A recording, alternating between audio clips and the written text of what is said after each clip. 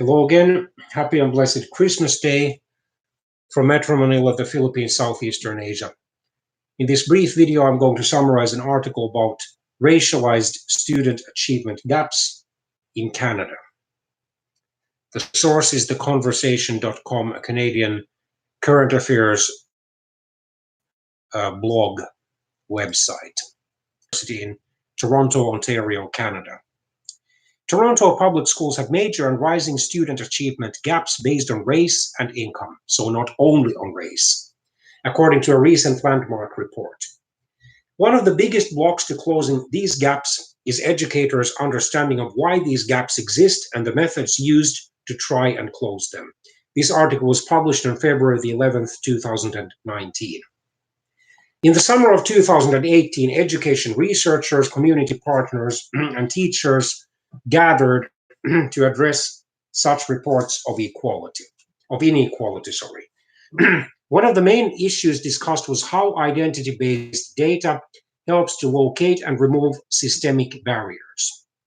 The action plan for Ontario, which is Canada's most populous province, containing over 1/3 of the country's 37 million people, which aims to make sure every student has the opportunity to succeed regardless of background, identity, or personal circumstances, includes an analysis of identity-based data.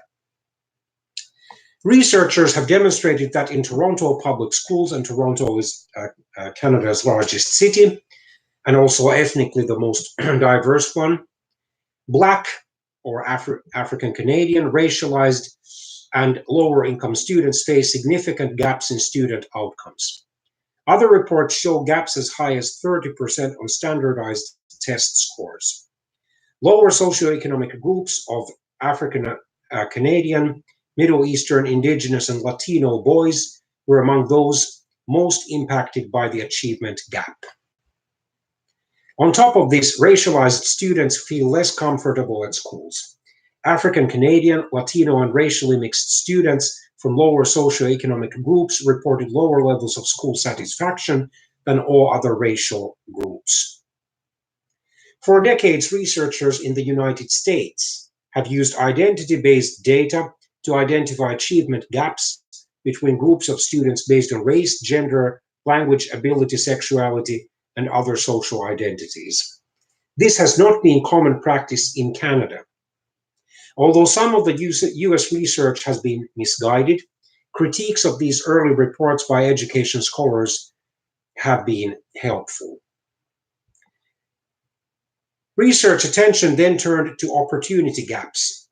This framing considers historical structural barriers in schools that produce educational inequities.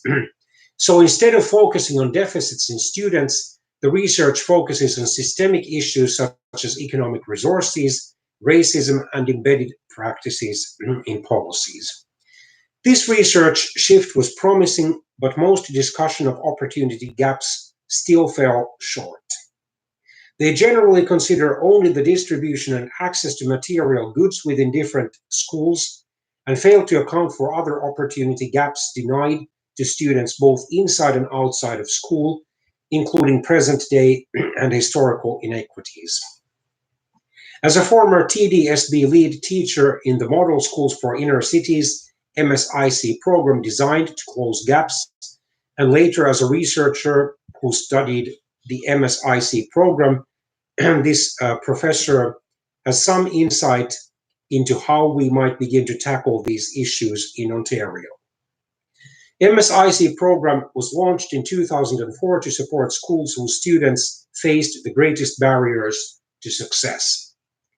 Her research analyzes how stakeholder groups like MSIC staff, community partners, district-level staff, school trustees, and school principals in the MSIC program made sense of opportunity gaps. She interviewed people from the stakeholder groups and analyzed program documents to gauge their understanding of the program and how their analysis shifted over a decade.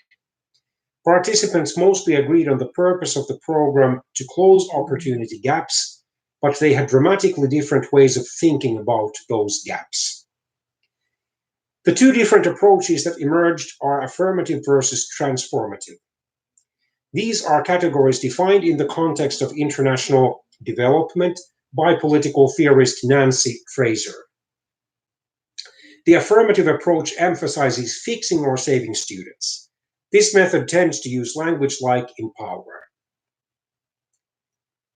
The transformative approach focuses on addressing inequitable systemic barriers as well as challenging ways of thinking that maintain opportunity gaps.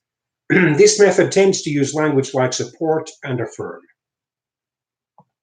Affirmative approaches saw students and families in the MSIC program as in need, while positioning the program as the savior.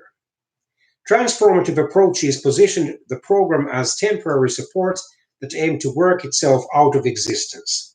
Undeserved communities were understood to have abundant social, political, and cultural resources and agency to ensure their children's success.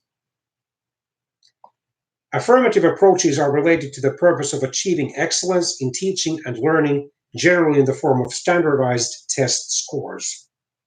Transformative approaches view equity as a prerequisite for excellence, but excellence is not the main point of education. The main point is to support students in engaging critically in a democratic society. As Ontario school boards begin their project of collecting identity-based data, and as the boards work towards closing the achievement and opportunity gaps, policymakers and school leaders will need to focus on transformative approaches.